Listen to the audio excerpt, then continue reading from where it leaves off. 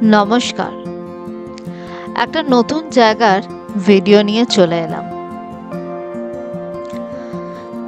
এবার আমরা গিয়েছিলাম একটা হেরিটেজ ট্রিপে। গিয়েছিলাম অজন্তা ইলোরা দেখতে। সঙ্গে একদিনের জন্য নাসিকটাও ঘুরে এলাম। সবকিছুই জানাবো এই অজন্তা ইলোরা সিরিজটাতে। অজন্তা ইলোরা যাবার ইচ্ছে আমার অনেক দিনের। এবার সেই সুযোগটা হঠাৎ করেই চলে আসে। মে মাসে কিছু পার্সোনাল কাজের জন্য আমরা পুনে গিয়েছিলাম। ভাবলাম ওখান থেকে হিস্টোরিক্যাল ঔরঙ্গাবাদটাও ঘুরে আসি। আমাদের ফ্লাইট ছিল রাতের বেলায়। প্রায় 10টা নাগাদ কলকাতা এয়ারপোর্ট থেকে আমরা রওনা দিই মুম্বাইয়ের উদ্দেশ্যে। আমাদের আকাশা এয়ারের টিকিট ছিল। মুম্বাইতে ল্যান্ড করার কথা ছিল প্রায় 3টে নাগাদ, কিন্তু আমরা বিফোর টাইমেই পৌঁছে যাই। রাতের বেলা ট্রাভেল করব না বলে আমরা প্ল্যান করেছিলাম 5টা নাগাদ গাড়ি নিয়ে বেরিয়ে পড়ব পুনের উদ্দেশ্যে। মাঝে লোনাভালাটাও ঘুরে যাব। কিন্তু সেই সময় এত বৃষ্টি হচ্ছিল যে সেই প্ল্যান ক্যান্সেল করতে হয়। বরং আমরা মুম্বাই পুনে এক্সপ্রেসওয়ের দৃশ্য এনজয় করতে গেলাম। পুনেতে আমরা প্রায় 3 দিন ছিলাম। শেষ দিন রাতের বেলায় আমাদের ট্রেন ছিল ঔরঙ্গাবাদে যাবার। ট্রেনের নাম ছিল পুনে নান্দেদ এক্সপ্রেস। আমাদের ঔরঙ্গাবাদে প্রায় সকাল 5টার মধ্যে ঢুকিয়ে দেয়। ঔরঙ্গাবাদে যে হোটেলটায় আমরা ছিলাম তার নাম 7 অ্যাপেল। ঔরঙ্গাবাদে প্রথম দিন আমাদের প্ল্যান ছিল গ্রীষ্মেশ্বর মন্দিরে পুজো দেবার। ওখান থেকে ইলোরা কেভ দেখে শিরিডিতে যাবার। সেই মতো আমরা সকাল 10টার সময় গাড়ি নিয়ে বেরিয়ে পড়ি। 12 জ্যোতির্লিঙ্গের এক জ্যোতির্লিঙ্গ হলো এই গ্রীষ্মেশ্বর জ্যোতির্লিঙ্গ। এখানে মহাদেবকে কিন্তু ছুঁয়ে দেখা যায়। মন্দিরে ঢোকার আগেই ফোন বা ক্যামেরা সব জমা দিয়ে দিতে হয়, তাই এখানকার কোনো ভিডিও বা ছবি তুলতে পারিনি। মন্দিরে ঢোকার মুখেই মহাদেবের মাথায় ঢালার জল বা ফুল বিক্রি করছে। সব আইটেমই 20 থেকে 30 টাকার মধ্যে। গ্রীষ্মেশ্বর মন্দির থেকে ইলোরা যেতে খুব বেশি সময় লাগে না। ডিস্টেন্স প্রায় 30 কিলোমিটার, আর রাস্তাটা খুব সুন্দর।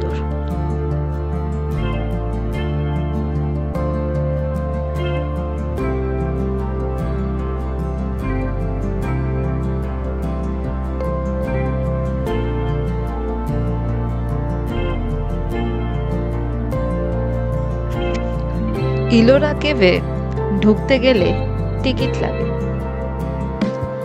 আমরা অনলাইন বুকিং করেছিলাম যাতে লাইনে দাঁড়াতে না হয়।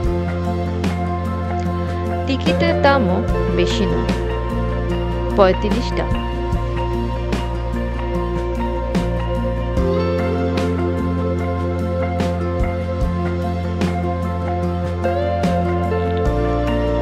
কেভটা কিন্তু বিশাল, অনেকটা এরিয়া নিয়ে। কেভটাকে 3টে পার্টে ভাগ করা: হিন্দু, বুদ্ধিস্ট আর জৈন।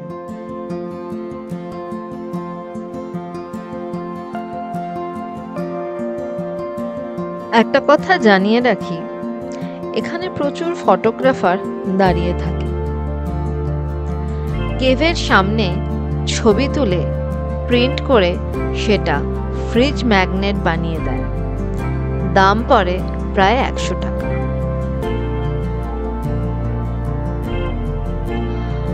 আমরা এখন ইলোরার মেইন টেম্পল অর্থাৎ কৈলাস মন্দিরে ঢুকব।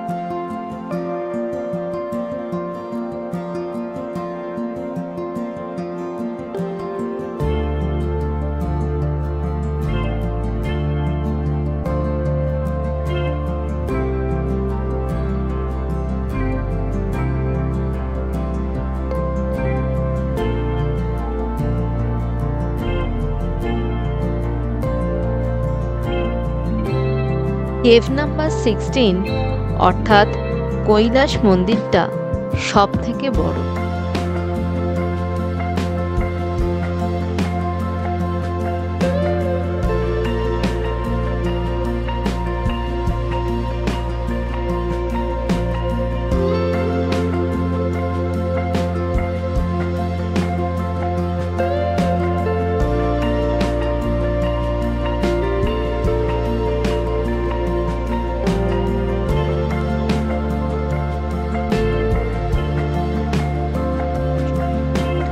কি অসাধারণ ক্ষমতা ছিল সেই সময়কার মানুষদের। পাহাড়ের ওপর থেকে খোদাই করতে করতে নিচে নেমেছে এই স্ট্রাকচারটা। This is known for being the largest monolithic structure in the world. একটা সিঙ্গেল রক থেকে তৈরি করা। সেই সময়কার মানুষদের ক্ষমতা, বুদ্ধি, চিন্তাভাবনা, জ্ঞানের কথা ভাবলে সত্যি অবাক হতে হয়।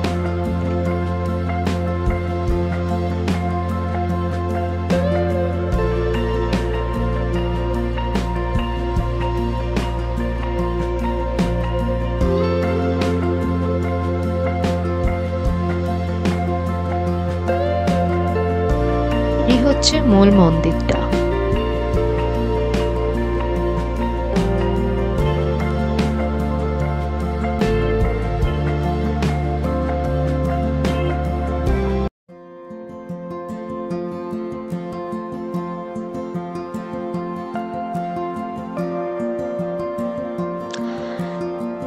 ইলোরাতে কিন্তু ফটো বা ভিডিওর কোনো রেস্ট্রিকশন নেই।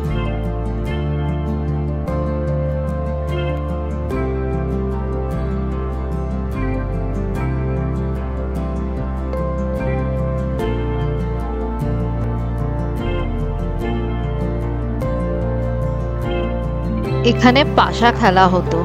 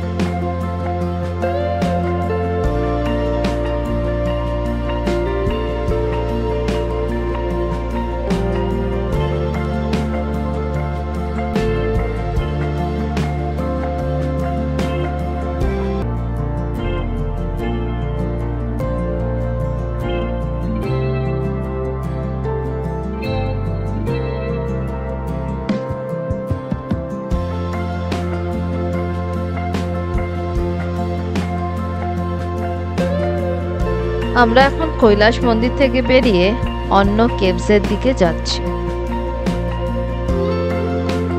অনেকটা রাস্তা কিন্তু হাঁটতে হবে।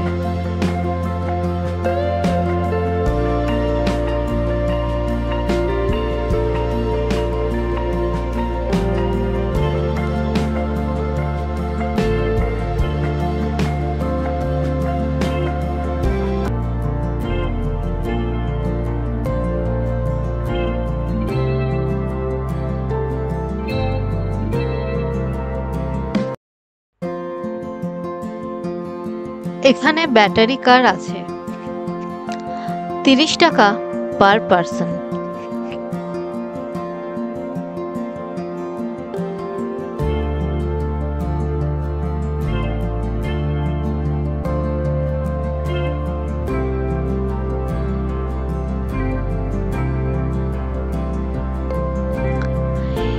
ইলোরার জৈন টেম্পলের কেভগুলো কিন্তু অনেকটা দূরে। সেখানে যাবার জন্য গাড়ি বুক করতে হয়। এখানেও 30 টাকা পার পারসন। গাড়ি বুক করে ওয়েট করতে হবে আপনার টার্নের জন্য, কারণ প্রচুর লাইন পড়ে।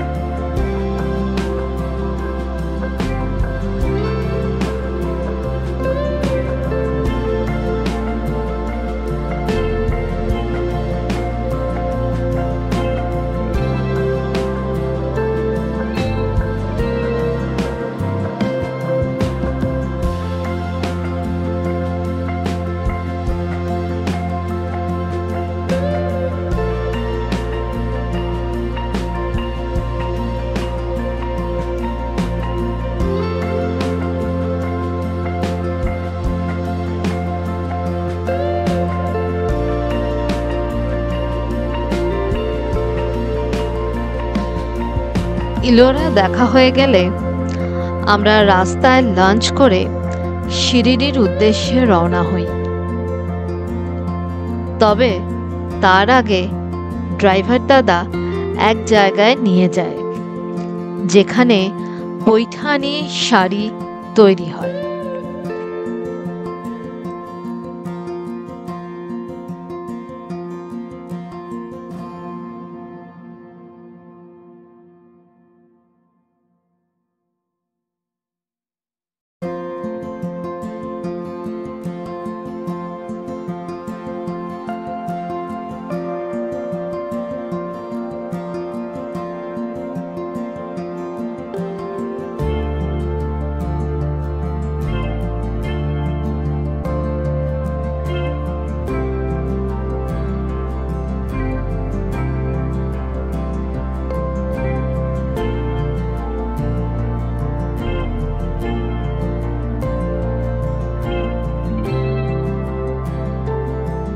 কিছুক্ষণ দাঁড়িয়ে শাড়ি বানানো দেখলাম, একটা শাড়িও কিনে ফেললাম।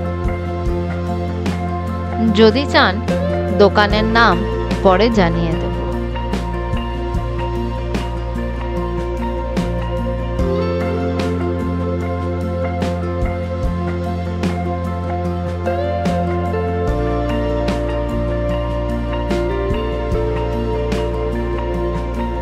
শিরিডিতে ফোন বা ক্যামেরা অ্যালাউড নয়, তাই সেখানকার ভিডিও করতে পারিনি।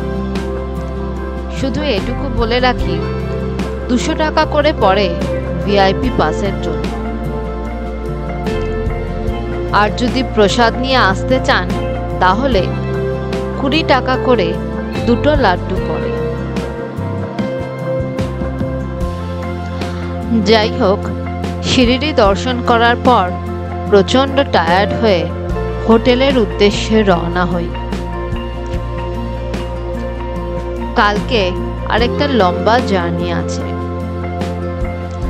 কাল আমরা নাসিক যাব। তার আগে ভালো করে রেস্ট নিতে হবে। তাই ভিডিওটা এখানেই শেষ করছি।